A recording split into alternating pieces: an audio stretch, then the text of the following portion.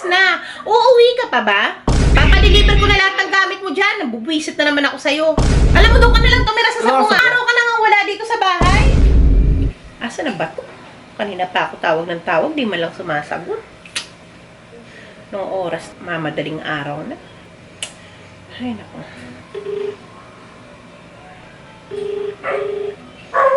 Sagutin mo, nabubwisit na ako sa'yo. Nasaan ka na naman? Hello? Nasaan ka ba? Kanina pa ako tumatawag sa'yo. Ano?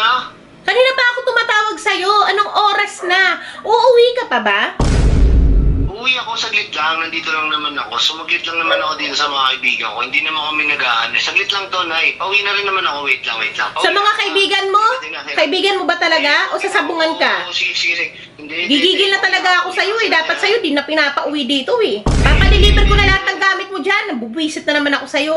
Nakagigil ka. Sige. Nung oras na, pinatayan pa ako.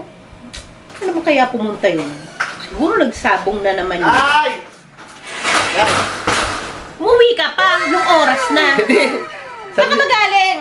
Din, sumama ako dun sa kanila eh. Sila ng, mayroon silang manok. Manok-manok na naman. Alam mo, doon ka na lang tumira sa Ano oras sabungan. Lagi ka na lang pumupunta doon. Hindi, saglit lang naman yun. Ano ka ba? Para ka namang Puro kasabong eh.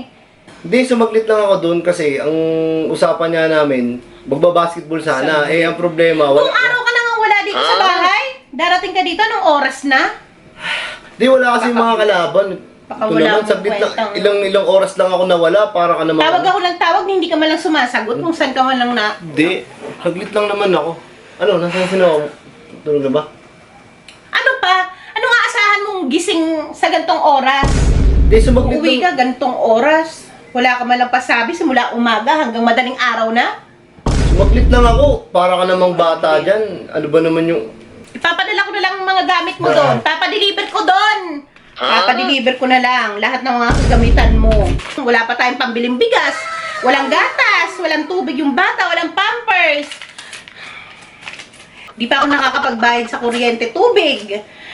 Ay, dami pang mga bayarin. Wala na tayong ulam hanggang next week. Ano ba naman yan? Di mo naman sinabi.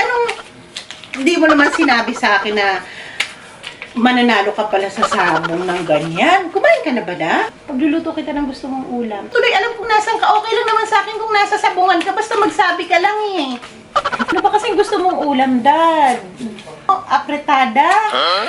Magluluto ako. Gusto mo ba? Ano pa? Ano pang gusto mo? Sa susunod kasi, magsasabi ka pag nasa sabungan ka, hindi naman ako magagalit. Okay lang yun sa akin. Pag nasa sabungan ka, basta mag-message ka lang sa akin. Sagutin mo lang yung tawag ko.